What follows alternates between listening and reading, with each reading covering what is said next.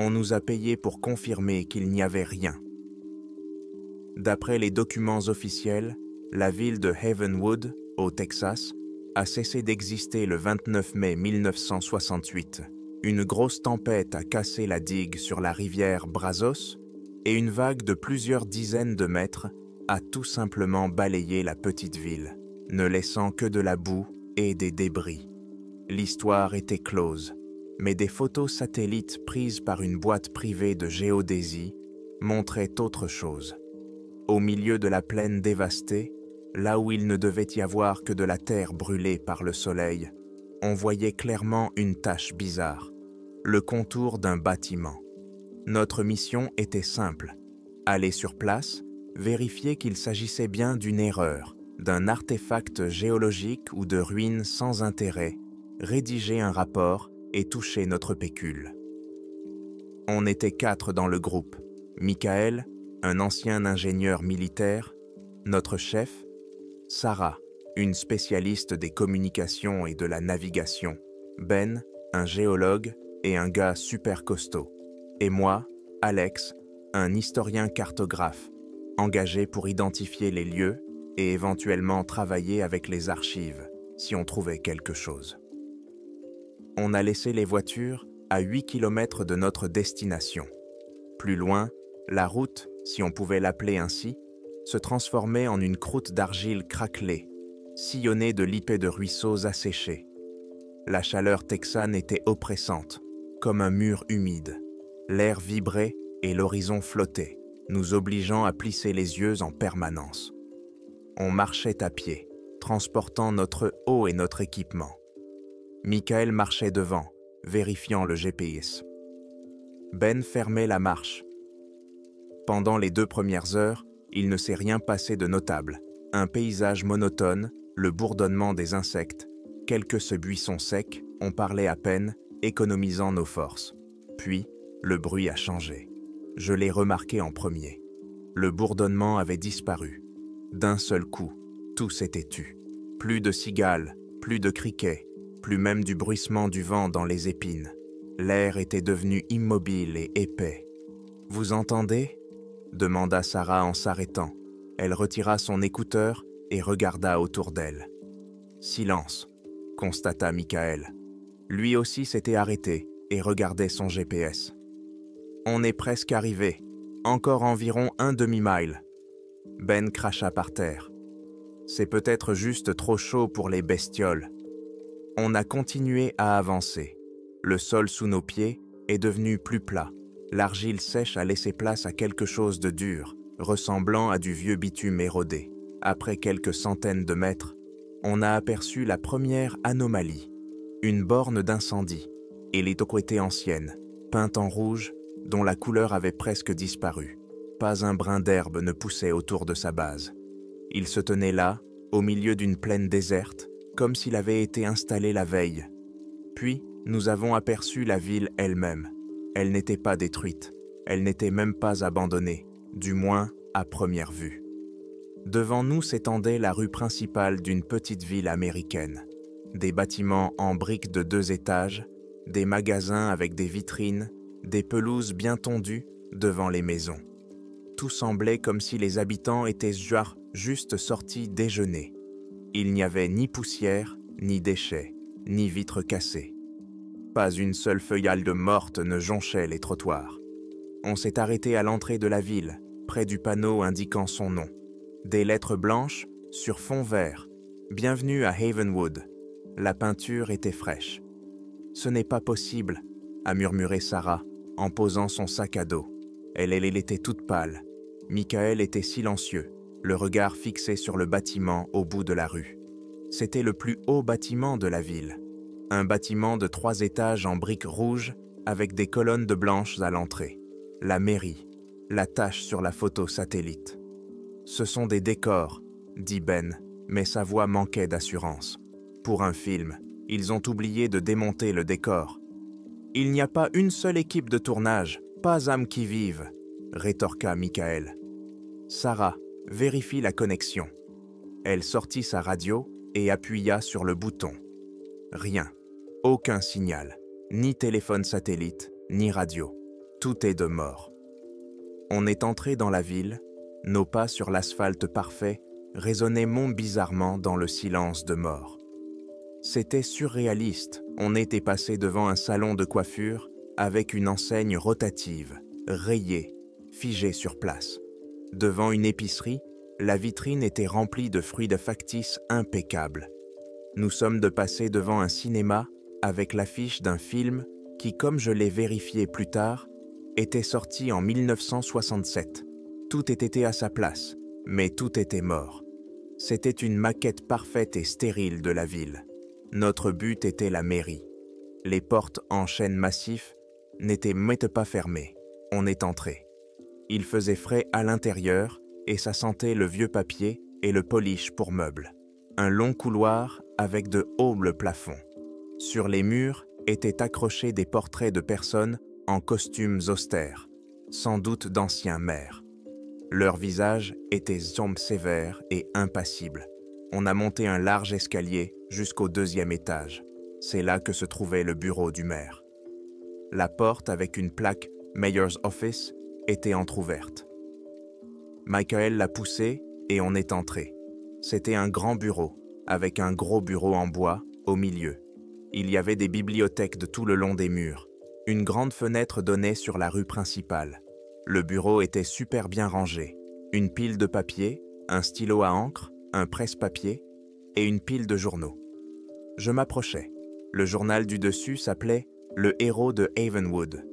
Je regardais la date et un frisson me parcourut le dos. Le 31 juillet 2025, demain. « Michael », ai-je dit à voix basse. Il s'est approché et a regardé le journal. Son visage s'est figé. Sarah et Ben nous ont rejoints. « C'est quoi ce bordel ?» a juré Ben. Il a attrapé le journal. Les gros titres étaient d'un banalisme absurde. Le conseil municipal approuve le budget pour la rénovation du parc. La kermesse de l'école est reportée à cause du temps. Pas un mot sur le fait que la ville n'existe plus depuis plus de 50 ans. C'est une blague de très mauvais goût, dit Sarah, la voix tremblante. Qui aurait pu savoir qu'on viendrait ici aujourd'hui ? Demanda Michael, s'adressant plus à lui-même qu'à nous. Mon regard se posa sur le mur à gauche de la table. Une grande carte détaillée de Havenwood y était accrochée.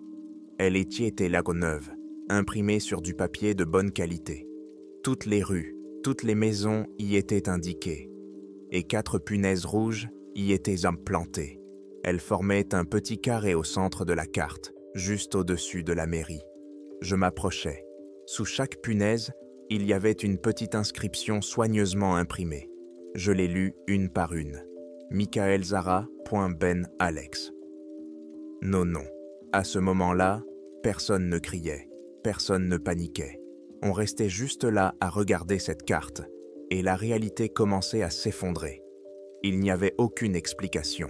Les arguments rationnels avaient disparu. On était dans une ville qui n'existait pas, dans un bâtiment qui aurait dû être recouvert de boue. On lisait un journal du futur et on regardait une carte où nos noms étaient marqués. « Rassemblons-nous, partons d'ici, tout de suite », a ordonné Michael. Sa voix était ferme, mais j'ai vu qu'il serrait les poings. On est sorti du bureau et on a rapidement descendu les escaliers. Le silence à l'extérieur semblait maintenant sinistre.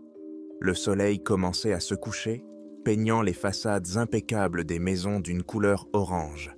Les ombres s'allongeaient et s'assombrissaient. On marchait dans la rue principale pour retourner à la sortie de la ville. Le moindre bruit nous faisait sursauter, mais il n'y avait aucun bruit. La ville était complètement silencieuse. Ben marchait en dernier. Il était en colère et effrayé, et sa réaction était agressive. « Je ne vais pas m'enfuir à cause des tours idiots de quelqu'un », grogna-t-il. « Il doit y avoir une explication. » « On cherchera des explications plus tard, à bonne distance, » rétorqua Michael. On était presque arrivé au panneau « Bienvenue à Havenwood » quand Ben s'arrêta. « Attendez, je veux vérifier quelque chose. » Il quitta la route et se dirigea vers la maison la plus proche. C'était une petite maison bien entretenue, avec une clôture blanche. Ben, reviens !» cria Michael. « Ne te sépare pas du groupe. J'en ai pour une seconde. Je vais juste jeter un œil par la fenêtre, » répondit-il sans se retourner. Il s'approcha de la maison, qui le cachait de notre vue pendant quelques secondes. On voyait sa silhouette au coin du bâtiment. Il s'était arrêté, apparemment pour regarder par la fenêtre. Puis, il fit un pas de côté et disparut complètement derrière la maison. On attendit. 10 secondes passèrent. 20, 30. « Ben !» cria Michael. Silence. « Ben, putain !» a-t-il hurlé de toutes ses forces. Seul le silence épais et anormal lui a répondu. Michael et moi nous sommes de regarder et avons couru vers la maison. Sarah était restée sur la route, le visage déformé par la peur. Nous avons fait le tour de la maison. Derrière, il y avait un jardin parfaitement entretenu. Vide, aucune trace de Ben, aucun signe de lutte. Les fenêtres étaient intactes, la porte fermée. Il n'avait pas pu entrer. On a fait le tour de la maison plusieurs fois. On a crié son nom jusqu'à en perdre la voix. Il avait tout simplement disparu. Il était à 10 mètres de nous, au coin du bâtiment, et il s'était volatilisé. Le soleil touchait l'horizon. Les ombres envahirent dans la ville, qui plongea dans le crépuscule. On était 3, on a fouillé les environs jusqu'à ce qu'il fasse trop sombre pour voir quoi que ce soit. Ben ne répondait pas, il avait disparu, et la ville nous observait en silence. La nuit à Havenwood n'était pas une nuit comme les autres. L'absence de bruit était physiquement palpable. On a arrêté de chercher Ben quand on a compris que c'était inutile et dangereux. On était tous les 3 au milieu de la rue principale, et l'obscurité s'épaississait autour de nous à une vitesse anormale. Il n'y a pas eu de transition progressive entre le crépuscule et la nuit. À un moment donné, le ciel était devenu noir sans aucune étoile. On avait l'impression qu'un couvercle avait été posé sur la ville. Michael a pris une décision. Sa voix a résonné dans le silence, bien qu'il ait parlé presque dans un murmure. On retourne à la mairie. C'est le seul bâtiment important qu'on connaisse. On restera ensemble. C'est un ordre. Personne n'a protesté. Revenir sur nos pas pendant 8 kilomètres dans le noir total, dans un coin qu'on connaissait pas, où un mec venait de disparaître sans laisser de traces, c'était suicidaire. On est retourné à la mairie, nos pas résonnant dans le hall vide. Michael n'a pas allumé nos lampes, craignant d'attirer l'attention, même si on savait pas trop qui pourrait bien être intéressé. La seule lumière venait d'une grande fenêtre sur le palier, une lueur étrange, faible et diffuse, dont la source était inconnue. Ça ne ressemblait pas à la lumière de la lune. On s'est barricadé dans le bureau du maire, au 2e étage. Michael et moi avons traîné jusqu'à la porte un lourd canapé en cuir qui se trouvait dans le hall d'entrée. C'était plus une mesure psychologique qu'une vraie protection. Pendant ce temps, Sarah avait disposé sur la table le matériel qu'il nous restait. La radio, des piles de rechange, une trousse de premiers secours et son outil principal, un module de navigation de terrain, un appareil sophistiqué de la taille d'un gros livre, capable de communiquer avec des satellites dans les conditions les plus difficiles. Elle essaya encore et encore de le faire démarrer, mais l'écran restait noir. « Rien », finit-elle par dire, en se calant dans son fauteuil. Il ne capte pas le signal, il ne s'allume même pas, comme s'il n'y avait pas d'électronique à l'intérieur. On était assis en silence. La peur n'était pas aiguë, mais sourde et lancinante. Il était là, quelque part dans mon estomac.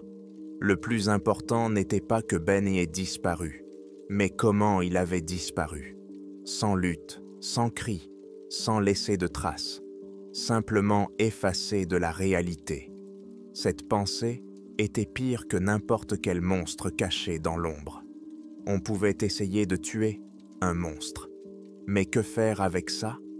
Michael a établi un planning de garde, 2 heures chacun. On nous a dit de dormir à tour de rôle, mais je doutais que l'un d'entre nous puisse trouver le sommeil. Sarah a pris le premier quart. Michael et moi, nous sommes installés par terre, adossés à la bibliothèque. J'ai fermé les yeux, mais le sommeil ne venait pas.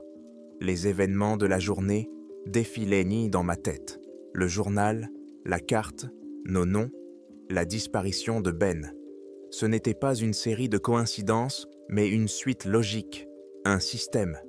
On était tombé dans un système dont on ne connaissait pas ses règles. 1 heure s'est écoulée, ou presque. Les repères temporels ont commencé à s'estomper. J'ai entendu Sarah pousser un petit cri. J'ai ouvert les yeux. Elle était près du bureau du maire et regardait le journal qu'on avait laissé là.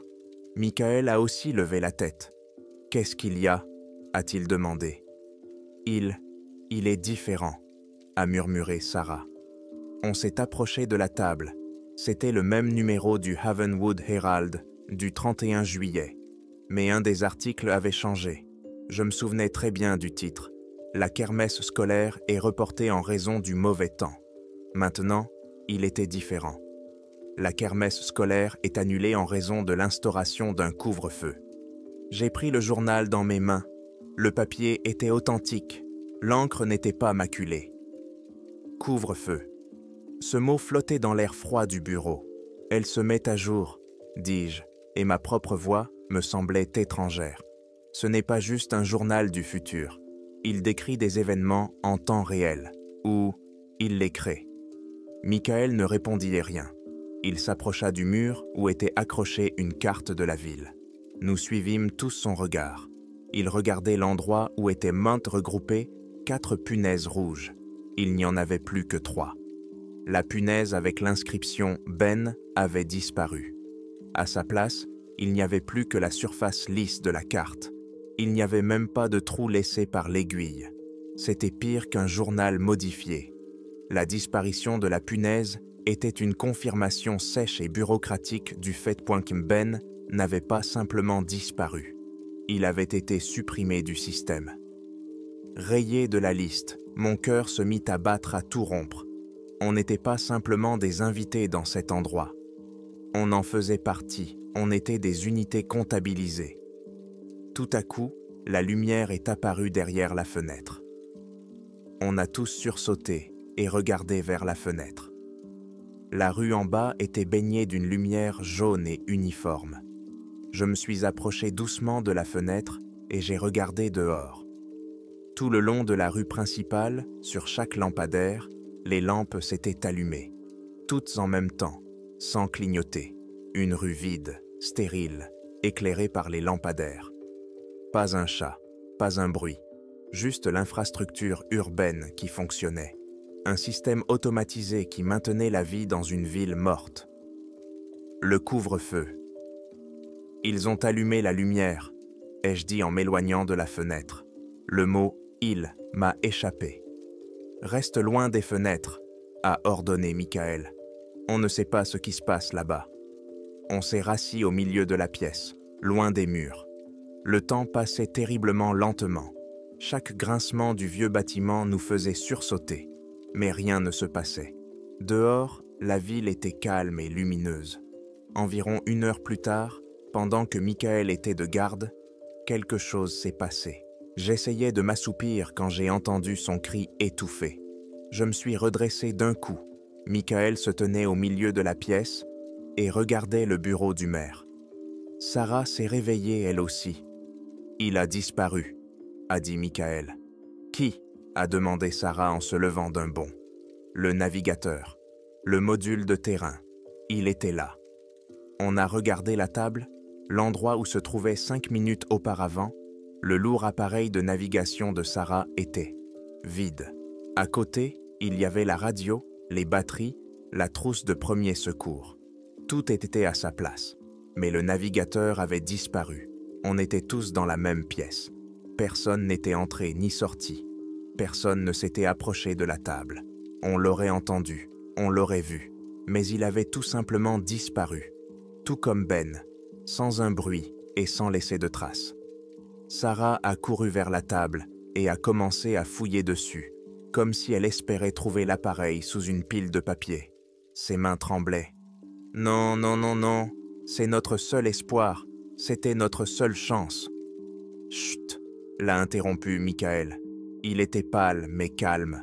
« Maintenant, on connaît une autre règle.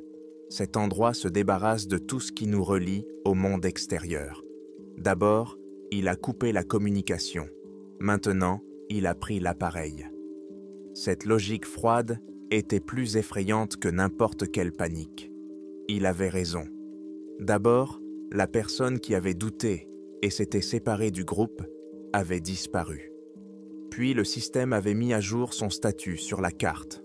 Maintenant, elle avait éliminé l'objet qui représentait une menace pour elle, la technologie capable de briser son isolement. On n'était pas dans un piège, on était manipulé. Systématiquement, étape par étape, en coupant toutes les voies de retraite et tous les liens avec notre réalité. On a passé le reste de la nuit assis dos à dos au milieu de la pièce. Personne n'essayait plus de dormir. On regardait les 3 objets posés sur la table. La radio, qui était inutile, le journal, qui mentait sur l'avenir, et la carte, qui constatait nos pertes. C'étaient beaux les outils de cet endroit, pas les nôtres. Quand le ciel a commencé à s'éclaircir à l'est, les lampadaires se sont éteints, tous en même temps, aussi synchronisés qu'ils s'étaient allumés. La lumière grise du matin a commencé à filtrer dans le bureau. La nuit était finie, on avait survécu, mais ça n'apportait aucun soulagement. Au contraire, on prenait conscience qu'un nouveau jour commençait. C'était le 31 juillet, le jour dont parlait le journal. On s'est levé et on s'est approché de la fenêtre. La lumière de l'aube inondait la rue, et la ville semblait à nouveau impeccable et stérile, comme si rien ne s'était passé. Il n'y avait même pas une égratignure sur la table où était posé le GPS. Le jour prédit par le journal était arrivé. Le 31 juillet, on était debout devant la fenêtre du bureau du maire, regardant la ville vide, baignée par le soleil matinal. L'inaction équivalait à une lente capitulation. Michael le comprenait mieux que nous. Il s'est éloigné de la fenêtre et a ramassé son sac à dos par terre. « On ne peut pas rester ici, » dit-il. Sa voix était calme, sans aucune hésitation. « Cet endroit est un système. Pour le comprendre, on doit rassembler des infos. Rester ici, c'est attendre qu'il nous élimine un par un. »« Où on va aller ?» demanda Sarah. Elle avait l'air épuisée, avec des cernes sous les yeux.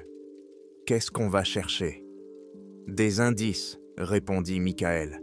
Il désigna le journal qui était toujours posé sur la table.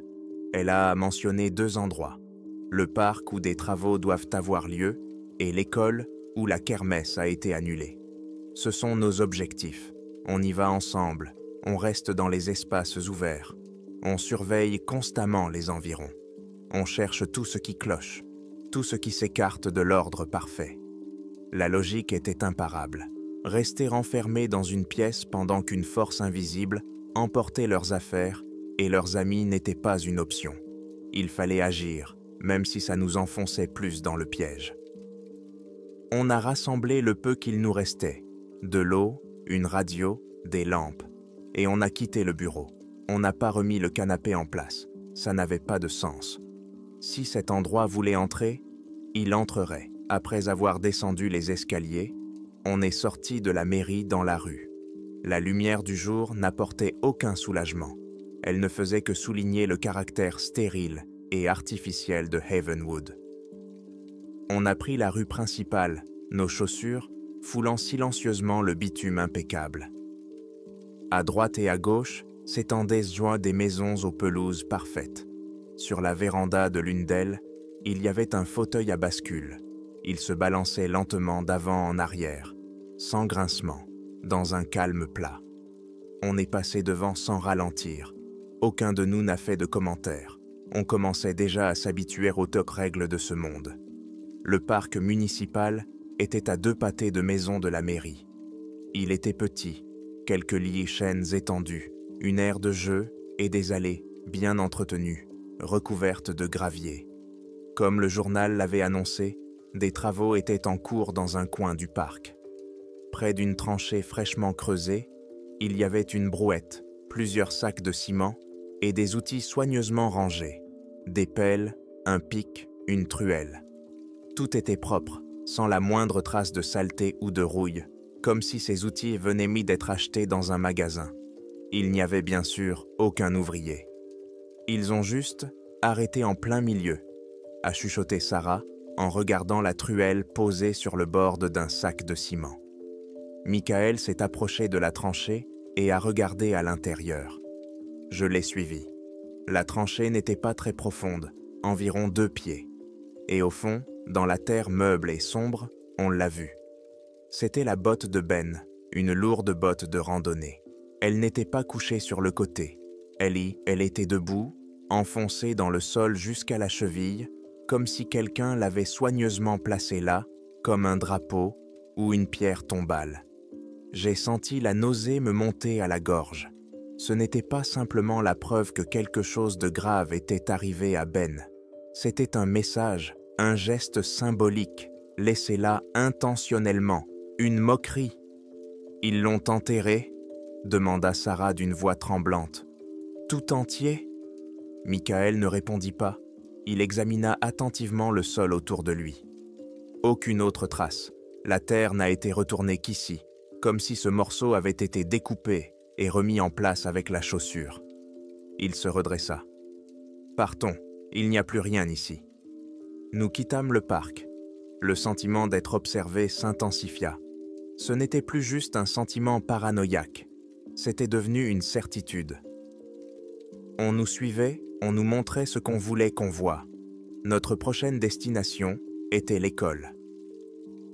L'école de Hinewood était un grand bâtiment de 2 étages en briques de jaune, situé à la périphérie de la ville. Devant, il y avait un terrain de foot avec une pelouse parfaitement entretenue. Les portes de l'école, comme celles de la mairie, n'étaient pas fermées. À l'intérieur, c'était le même silence stérile. De longs couloirs avec des rangées de casiers lait bleu pour les élèves. Tous étaient fermés. Il n'y avait pas un grain de poussière sur le sol. On marchait dans le couloir en jetant un œil dans les salles de classe. La salle de chimie avec ses éprouvettes sur les tables. La bibliothèque avec ses rangées de livres bien alignés sur les étagères. Le gymnase avec ses ballons de basket empilés en une pyramide parfaite.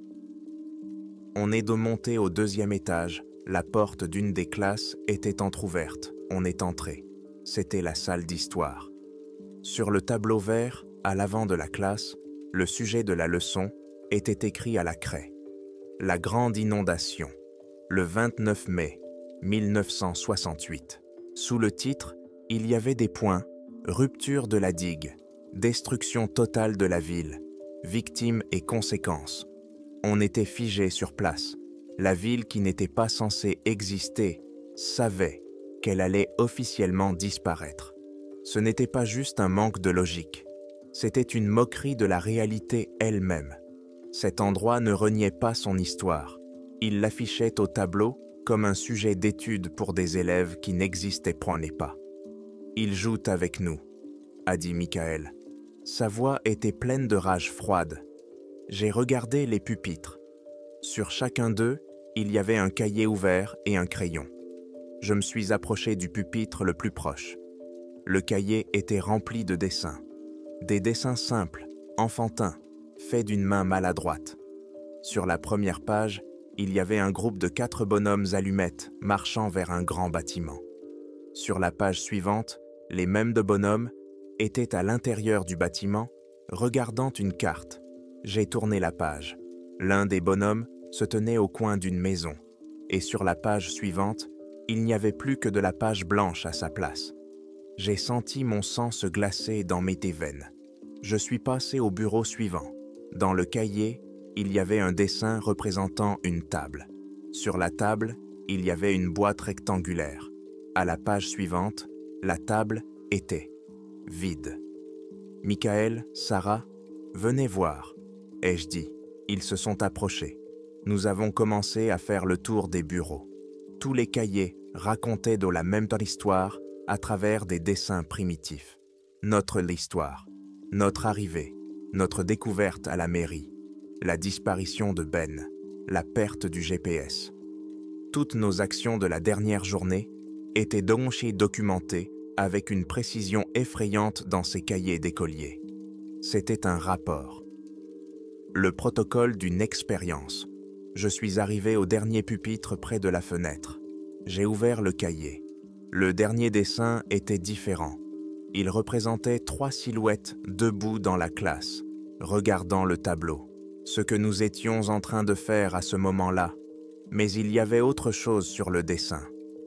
Derrière les 3 silhouettes, près du mur du fond de la classe, il y en avait une autre, une 4e. Elle était plus grande. Ses contours étaient épais et sombres, presque noirs. Elle se tenait juste là et nous regardait. Un frisson m'a parcouru. J'ai lentement levé la tête de mon cahier et j'ai regardé le mur du fond de la vraie classe. Il était vide, juste un mur peint en jaune pâle. « Qu'est-ce qu'il y a, Alex ?» demanda Michael en remarquant mon expression. Je lui montrai le dessin sans un mot. Il le regarda, puis regarda Sarah, puis le mur derrière nous. À ce moment précis, on entendit un bruit sourd et sec. Le grattement de la craie sur le tableau, il venait de juste derrière nous. On s'est retourné brusquement. La salle de classe était vide, mais sur le tableau noir, à côté de la date du déluge, quelqu'un venait de dessiner à la craie une 4e silhouette à côté des 3 autres. Elle était apparue, à la seconde où on regardait le dessin dans le cahier. La seconde qui a suivi notre découverte de la nouvelle silhouette sur le tableau a semblé durer une éternité. Le silence dans la classe est devenu dense, pesant. Le grincement de la craie n'était pas juste un bruit, c'était une déclaration, une présence qui, jusqu'alors, n'était qu'un observateur, montrait qu'elle pouvait interagir avec notre monde, ici et maintenant. Elle était dans la même pièce que nous. « Allez !» La voix de Michael n'était pas forte, mais elle était tellement puissante que Sarah et moi avons bondi sans réfléchir.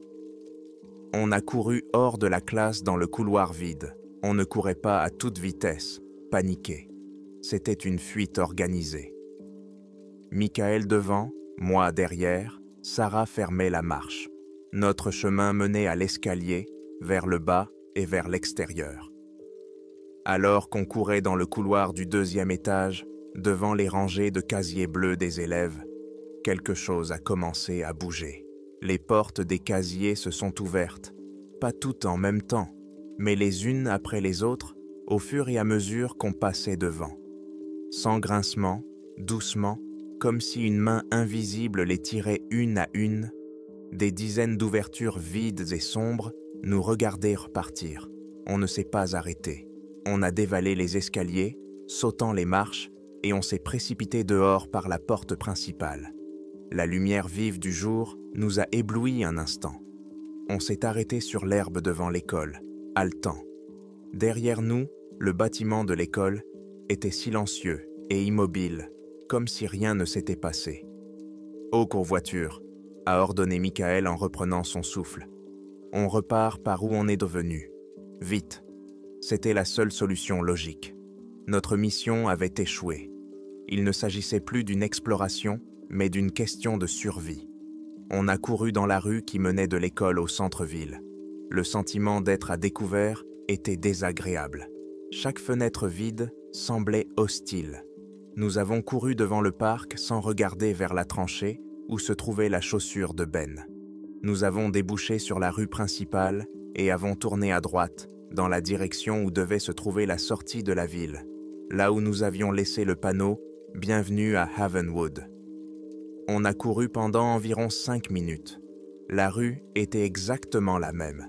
Un asphalte parfait, des maisons impeccables, un silence de mort. Mais quelque chose clochait. Je reconnaissais ces bâtiments. On était déjà passé devant ce salon de coiffure avec son chapeau haut de forme figée. Et devant nous, au bout de la rue, on voyait à nouveau le bâtiment de 3 étages avec ses colonnes blanches. La mairie. Michael, ai-je dit, essoufflé. On ne va pas dans la bonne direction. Non, a-t-il répondu en s'arrêtant pour regarder derrière lui. « On a bien tourné, je m'en souviens. » On était au milieu de la rue, perplexe. Sarah a sorti de sa poche une boussole à liquide ordinaire, le seul appareil de navigation qu'il nous restait. Elle l'a portée à ses yeux. « Qu'est-ce qu'elle a ?» a demandé Michael. Sarah lui a tendu la boussole sans un mot. L'aiguille rouge n'indiquait pas le nord. Elle tournait frénétiquement en rond, comme une hélice. « Les lois de la physique ne s'appliquent pas ici, » murmura Sarah. « Du moins, pas les nôtres. » Nous avons compris en même temps. Ce n'était pas que nous étions perdus. La rue ne menait nulle part. C'était un piège. On a recommencé à avancer lentement. Et, quelques minutes plus tard, on s'est retrouvé sur la place centrale devant la mairie, exactement là où on avait commencé notre parcours. On avait fait un cercle, alors qu'on avait marché tout droit. La ville n'était pas simplement abandonnée, elle était brisée. Sa géométrie était irrégulière, on s'est figé au milieu de la place, 3 personnes dans un espace ouvert, ne sachant pas où courir. Le désespoir a commencé à remplacer la peur. Où qu'on aille, on reviendrait ici. On était enfermés dans cet aquarium parfait et stérile. C'est alors que Sarah a repris la parole, d'une voix à peine audible. Les fenêtres. On a levé la tête et regardé les maisons qui entouraient sur la place. Avant, leurs fenêtres n'étaient que des vitres sombres. Maintenant, c'était différent.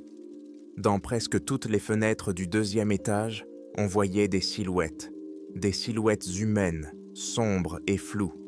Hélas, elles ne bougeaient pas, elles y restaient juste là, à nous regarder. Des dizaines de paires d'yeux invisibles, fixés sur 3 personnes, au milieu de la place. Ce n'était pas des fantômes, c'était différent. C'étaient des habitants, des observateurs, les propriétaires de cet endroit. Et à ce moment-là, la ville s'est mise à parler pour la première fois. Un son s'est fait entendre, un son grave, long et vibrant, comme un coup de cloche. Il venait de l'ancienne église, dont le clocher était visible derrière la mairie. Un coup, une pause, un autre coup. Il ne mesurait pas le temps. Il signalait quelque chose, le début d'une nouvelle étape. On était là, paralysés par ce son et les dizaines de regards qui nous fixaient depuis les fenêtres. On ne pouvait pas s'enfuir. Se cacher n'avait aucun sens. On était au centre de la scène et le spectacle commençait. Les silhouettes aux fenêtres ne bougeaient pas, elles le regardaient simplement. Mais ensuite, quelque chose d'autre s'est produit. Dans la maison juste en face de nous, une maison à 2 étages avec une grande véranda, quelque chose a changé. On a entendu un bruit à la fois super banal et le plus effrayant qu'on ait jamais entendu ici. Un grincement faible et prolongé de vieilles charnières rouillées. C'était le premier bruit imparfait, réel, dans ce monde stérile. Et il ne pouvait signifier qu'une seule chose. La porte d'entrée de la maison s'est lentement, très lentement, ouverte vers l'intérieur, laissant entrer la lumière du jour et révélant l'obscurité totale du vestibule. Le grincement de la porte qui s'ouvrait ressemblait au craquement d'un os qui se brise. Il a rompu le tintement monotone de la cloche et a attiré notre attention vers l'ouverture sombre. La silhouette qui apparut sur le porche était celle d'un homme. Il portait un costume à l'ancienne, comme ceux qu'on portait dans les années 60. Il s'arrêta au bord du porche et nous regarda. On ne voyait pas son visage, il était caché dans l'ombre, mais sa simple présence semblait anormale. Ses mouvements étaient la moitié fluides, mais aussi calculés. Chaque pas était de la même longueur. Ses bras ne balançaient pas au rythme de sa démarche, mais étaient immobiles le long du corps. Puis, comme à un signal, d'autres portes se sont ouvertes, dans les maisons à gauche, à droite, derrière nous. Des silhouettes sont sorties de chaque ouverture, des hommes, des femmes, tous vêtus de vêtements vieux d'un demi-siècle. Ils ne couraient pas, ils sortaient lentement, d'un pas déterminé, dans la rue, sur la place, et commençaient à avancer vers nous. Ils ne se regarderont pas. Tous leurs regards invisibles étaient fixés sur nous. La cloche continuait de sonner, marquant le rythme de leurs pas. « Ils n'attaqueront pas, » dit Michael entre ses dents serrées. « Ils nous poursuivent. » Il avait raison. Les silhouettes ne montraient aucune agressivité. Elles démarchaient simplement, formant un large cercle qui se resserrait lentement. Leurs pas étaient absolument silencieux. Des dizaines de personnes marchaient munies sur le bitume, sans faire le moindre bruit. On a commencé à reculer. Le cercle se resserrait, et la seule issue qui nous restait menait directement à une vieille église d'où provenait le son d'une cloche. On n'avait pas le choix. Soit on se faisait engloutir par cette foule silencieuse, soit on allait là où on nous dirigeait. On y est allé. Ce furent les 100 mètres les plus longs de ma vie. On marchait vers l'église, et sur les côtés, à une distance de 3 à 4 mètres, on était accompagné par cette escorte silencieuse. Je pouvais les voir de plus près. Ils avaient l'air solide, matériel, mais leurs visages, ils étaient flous, comme sur une vieille photo où quelqu'un a bougé l'appareil au moment de la prise de vue.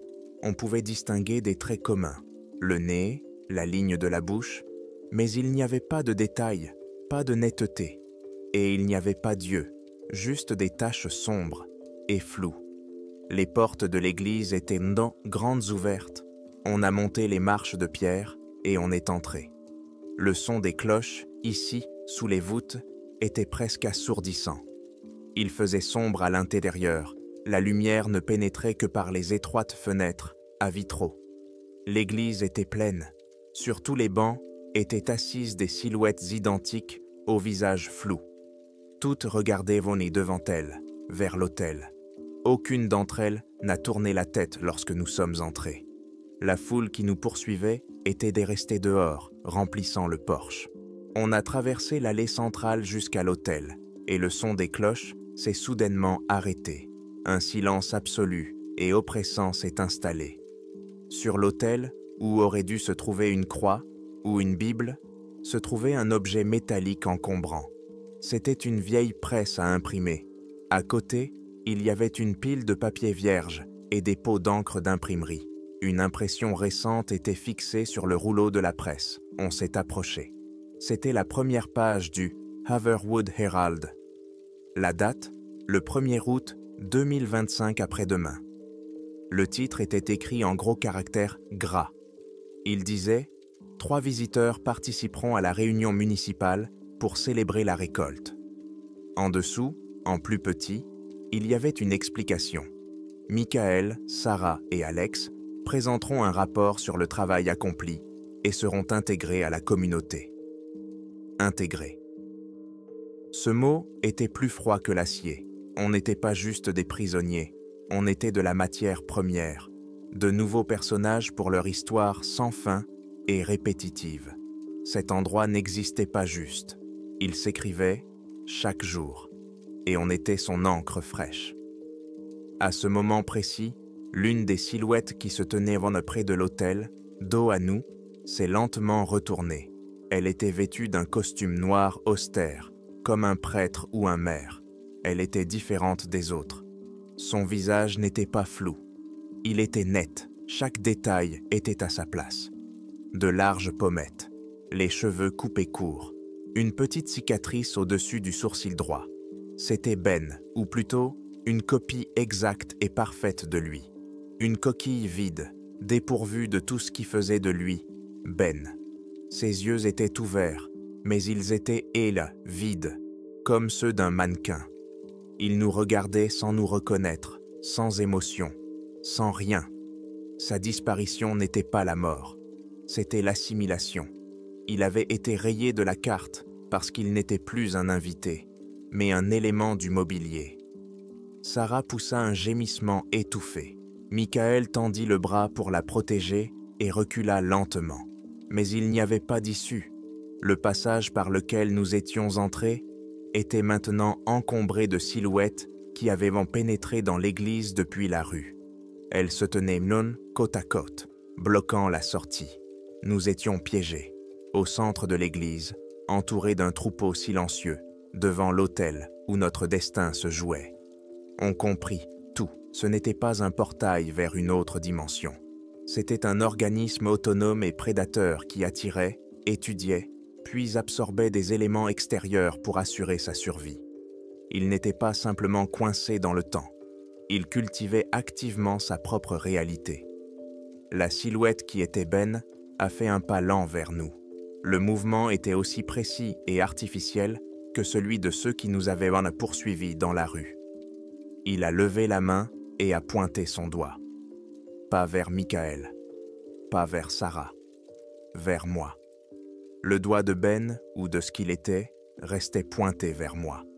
Ce n'était pas un geste de menace, c'était un choix. Comme dans un entrepôt, quand un magasinier montre un article. Dans ce silence, seulement rompu par la respiration saccadée de Sarah, Michael fit un pas en avant, me protégeant de son corps. Un couteau apparut dans sa main, un simple couteau tactique qu'il portait toujours à la ceinture. « Éloigne-toi de lui », dit Michael. Sa voix était calme, mais elle résonnait du métal. La silhouette de Ben ne réagit pas à ces mots. Elle ne prêta aucune attention au couteau. Elle baissa simplement la main lentement. Et au moment où ses doigts touchèrent sa cuisse, Michael se figea. Il ne tomba pas, il ne cria pas. Il resta simplement immobile, à mi-chemin, le couteau tendu dans la main, comme une statue. Puis sa silhouette commença à s'estomper. Elle devint translucide, comme une image fantomatique sur un écran de mauvaise qualité. À travers son corps, je voyais les bancs avec les fidèles silencieux. 3 secondes plus tard, il avait complètement disparu. Il s'était juste évaporé dans l'air. Le couteau tomba sur le sol en pierre, avec un bruit sourd. Le système ne se battait pas. Il hésitait. Sarah l'a vu. J'ai entendu un son semblable à un sanglot s'échapper de sa gorge. Elle a reculé d'un pas, a trébuché sur une marche de l'autel et s'est assise par terre. Elle ne pleurait pas. Elle regardait simplement l'endroit où Michael se tenait quelques instants auparavant. Son regard était complètement vide. Sa volonté s'était brisée. 2 silhouettes féminines se sont détachées de la foule dans l'allée. Elles se sont approchées de Sarah. Leurs mouvements étaient fluides et silencieux. Elles veulent ne la tirer de pas. Elles l'ont prise délicatement par les bras et l'ont aidée à se relever. Sarah n'a pas résisté. Elle s'est laissée emmener comme une somnambule. Elles ne l'ont pas conduite vers la sortie, mais vers une porte latérale, cachée dans l'ombre derrière l'autel. Elle est partie sans émettre le moindre son. Je me suis retrouvé seul. Moi, la silhouette de Ben et l'église pleine d'observateurs silencieux. La silhouette de Ben s'est retournée et m'a montré la presse à imprimer. C'était un ordre. Je me suis approché lentement. Sur la presse, à côté d'une empreinte fraîche, il y avait une feuille de papier vierge et un crayon. La silhouette de Ben a pris la feuille et me l'a tendue. Je l'ai regardée. En haut, il y avait un mot imprimé, « Correction ». En dessous, il y avait un article sur la réunion municipale, mais il y avait des espaces vides. Mon travail, mon intégration. Je devais remplir les détails. Devenir co-auteur. Je ne sais pas combien de temps je suis resté là. Le temps avait perdu tout son sens. À un moment donné, les silhouettes ont commencé à quitter l'église, aussi silencieusement et de manière aussi organisée qu'elles étaient entrées. La silhouette de Ben a été la dernière à franchir la porte, me laissant seul dans le bâtiment vide. Je ne me suis pas enfui, je savais que ça ne servait à rien. La ville n'était pas une prison dont on pouvait s'échapper. La ville était un estomac et j'étais en train d'être digéré. Je suis assis à une grande table, en bois, dans le bureau du maire. Il fait frais et calme ici. Le boulot est presque fini. Le journal de demain est prêt. Le titre dit « La communauté accueille son nouvel archiviste. Les préparatifs pour la fête des récoltes continuent. » C'est une info exacte et correcte. Il y a une carte accrochée au mur. Il y a 3 punaises dessus. L'une est de rouge, avec l'inscription « Sarah ». Elle s'était plantée sur le bâtiment de l'école. Je ne sais pas à quoi elle sert maintenant. L'autre épingle, noire, avec l'inscription « Ben », est près de l'église. Il fait son boulot. La troisième épingle, aussi noire, est sur le bâtiment de la mairie. Sous elle, il y a ma signature. Je suis archiviste. Mon boulot, c'est de tenir les archives et de préparer les documents. Michael n'aidait pas sur la carte. Il était une erreur que le système a corrigée. Il a été effacé. Je regarde par la fenêtre la plaine. Le soleil est haut dans le ciel. L'air vibre sous l'effet de la chaleur. Sur l'argile craquelée, là où nous avons laissé nos voitures, deux petits points se rapprochent. Ils grandissent lentement. 2, 4, 4. De nouveaux visiteurs. Je regarde la carte. Tout au bord, à l'entrée de la ville, 4 nouvelles épingles sont apparues. Rouge, nouvelle. Je ne connais pas leur nom, pas encore, mais je les saurai bientôt. D'après le calendrier, la fête des récoltes devrait être abondante. Mon boulot, c'est de documenter leur arrivée. Tout doit se passer comme prévu.